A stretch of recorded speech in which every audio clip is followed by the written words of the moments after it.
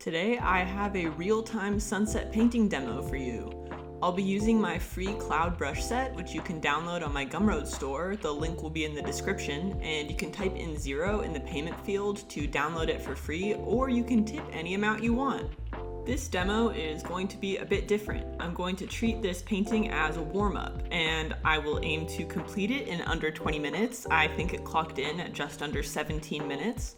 It's loose, more of a color key than anything close to a final painting. My goal is just to capture a mood and to create a unique combination of colors that then maybe I could use for a final painting later on.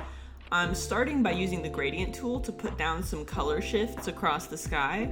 If you're working in Procreate, you'll need to use an airbrush or the Gaussian blur tool. Next, I'm adding a cloud bank. I'm mainly going to be using brushes from the watercolor section of the brush pack in this painting. They have a really nice texture for looser pieces like this. I'm always trying to vary my brush strokes as I lay down clouds. These brushes create a good amount of randomness in the edges and patterns that they make, but we still need to do our part too and use a bit of randomness in the motions that we make with our tablet pen. A lot of the time I will put down a lot of quick, short strokes of different lengths, one after another, with the cloud brushes in order to get an organic looking shape. After finishing the cloud bank, I'm moving back in space and adding some long flat clouds, indicating that we're close to the horizon down there. I want these clouds to look further away, so I'm using a lighter color that's closer to the sky color. And I decide to bring that same cloud color up into the sky above as well. So next I will be painting in some cloud shapes that will slowly open up and become fuller and less flat as they move away from the horizon line. I want to create a feeling of the sky coming towards us in space, of these clouds coming toward us. So I'm really loosely following some imaginary perspective lines that lead the eye into the middle of the canvas, where I will later on add a sun. Painting exercises like this are always really helpful for me for practicing creating organic shapes and a feeling of randomness. It's a skill that I know I always need to keep practicing because my human brain often tends toward making things really even in a way that nature usually doesn't. So exercises like this help me practice creating balance and randomness in a scene that feels organic. You'll see me over this whole painting process, adding clouds, taking them away, erasing them out, adding more back in, and it's hard to explain exactly what my thought process is. It really is usually just a gut feeling of whether or not each mark feels right to me, and I think it's just a sense that you develop over time, and it's very personal too. It really is more like what feels right for your painting style and what you're trying to accomplish. So next I've darkened the top clouds, and then I decide to use that darker pink color to create a shadow side and a lit side to those clouds up top to indicate that the sun is down below settling into the fog bank. I experiment with color a lot in quick paintings like this. I always keep everything pretty layered out so that I can recolor different areas of the scene whenever I feel like it, locking clouds, painting inside of them, giving them shadow sides or lit sides. When it's on its own layer and you can clip other layers to it or lock that layer, it's much easier to do. And then I can also do things like recolor the sky like I've just done here, or recolor some other element in the scene later in the painting process. Whatever feels right in the moment, it's easier to make these changes the more layered out everything is. I experiment with darkening the clouds up top next. I use a multiply layer to do this, which is how I darkened the sky a bit earlier as well. If you look on the lower right side of the screen in the layer menu, you can hopefully make out the blending modes that I'm using. Multiply is a really great blending mode for darkening things and adding shadows. And I use a couple other layer blending modes in this demo as well, like hard light. Blending modes are really great for doing quick paintings like this.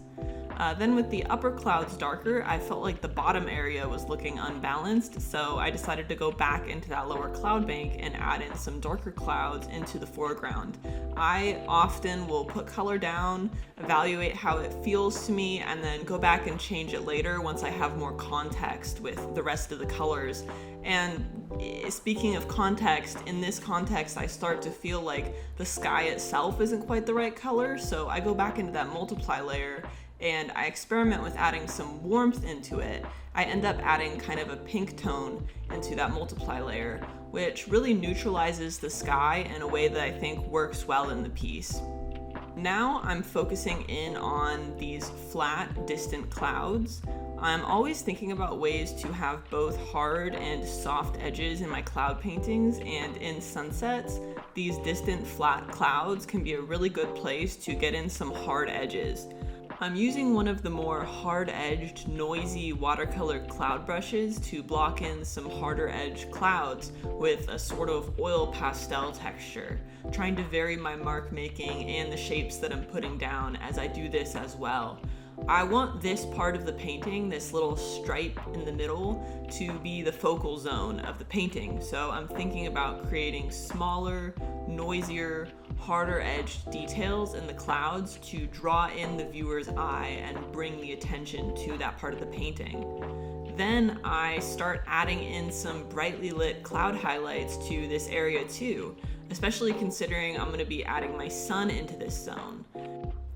I want these clouds to feel three-dimensional even at this distance and in such a rough painting. So I'm trying to mimic this sort of highlight shapes that I often see in real clouds. Next, I go under that layer to paint in some fully sunlit clouds with the intention of flooding this whole area with bright golden sunlight. My next step is to bleed and bloom vibrant sunset light all through this area of the sky.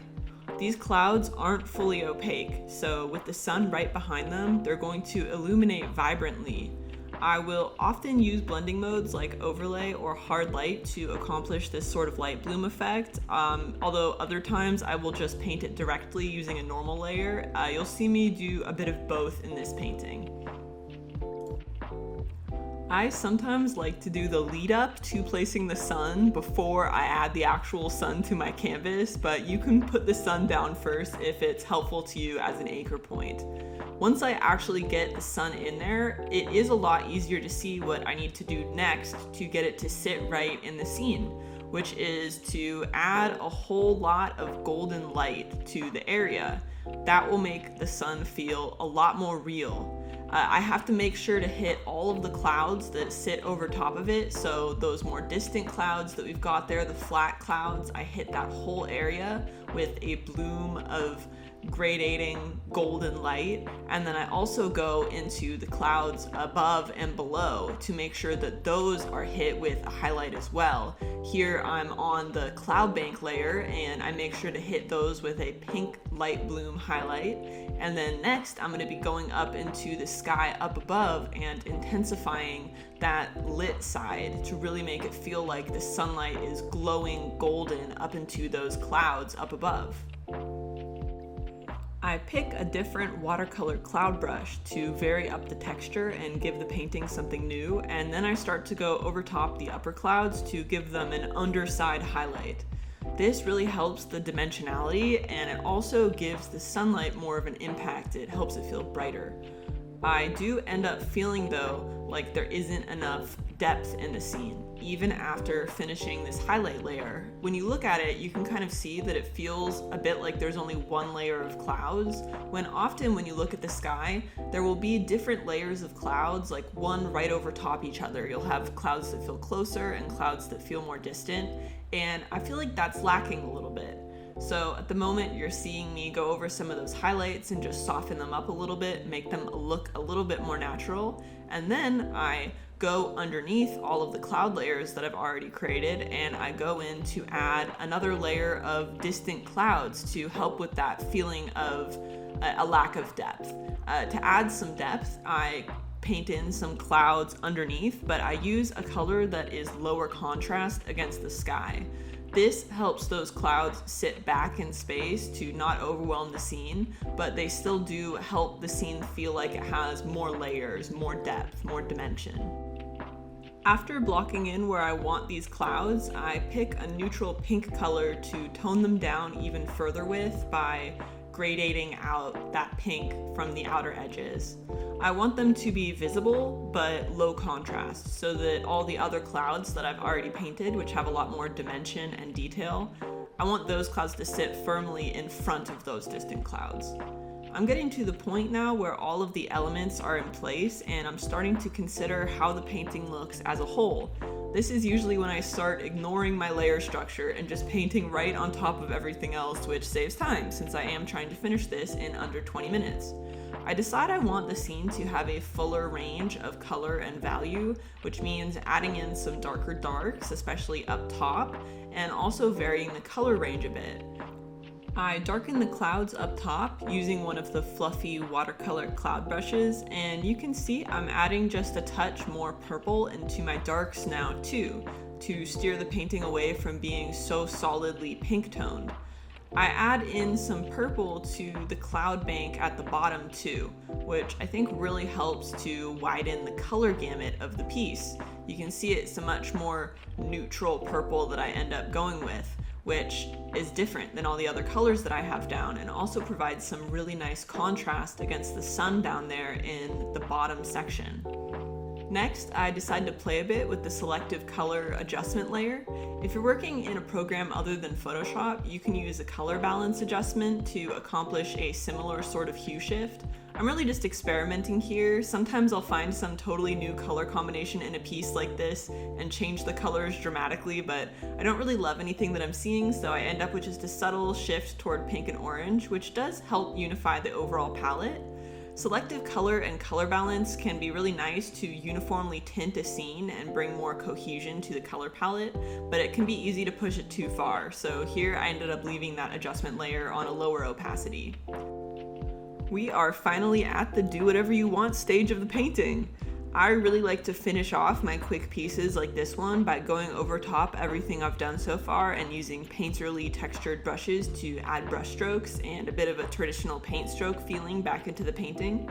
I usually keep my painting a bit smaller on the screen while I do this. I know that makes it a bit harder for you guys to see, but the Cintiq that I use to paint is pretty large. It's 27 inches diagonally, so it can be hard for me to look at a painting holistically when it's full screen.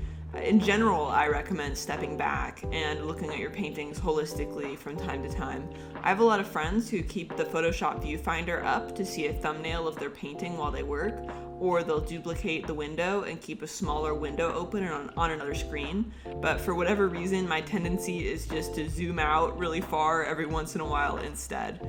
When I'm at this stage of the painting, where I'm picking colors and putting down paint strokes, making small adjustments to the piece, I'm really trying to consider the shapes abstractly, and whether the shapes and colors I've put down have the balance, the feeling, the energy, and the mood that I'm looking for. If you feel like you have a hard time evaluating your own work, try flipping your canvas horizontally or even vertically. I really should do this more often. I think we all know to do this when we're drawing faces, but it can be just as helpful when painting environments. It can help find areas where the composition feels unbalanced or feels too slanted. This is also the stage where I'm thinking about if my focal point is reading correctly, and I decide that it needs a little bit more noisy contrast and hard edge details. I also decide to intensify the light effect a bit more, and I end up going for an extra bright light bloom effect with sparkling radiating sunbeams. In some ways, I actually liked the simpler statement of the sunset before them. I'm not sure if I end up liking the piece more with the sunbeams, but also on the other hand, I really like sparkling light and I couldn't resist adding in some extra glow. I started by intensifying the light bleeding out into the surrounding clouds first, adding more of that pinkish red into the lower cloud bank. I used a layer set to the blending mode Lighten to do this part. Then I created another new layer and set that to the hard light blending mode, and this is the layer that I will paint my sunbeams with. Sometimes I'll use the mandala tool to create this sort of sparkle sunbeam effect, but this time I decided to just paint it all organically. I start with the vertical sunbeam and then I work my way around the sun, trying to vary the length of each sunbeam in an organic way so that it can really feel like random beams of light shooting out from behind clouds. I don't want the sunbeams to feel too even or too uniform. The light will feel more real and more magical if it has a bit of randomness to it. And next, you'll see that I break up my sunbeams. I erase out parts that are sitting behind clouds, and then I add in little sparkles.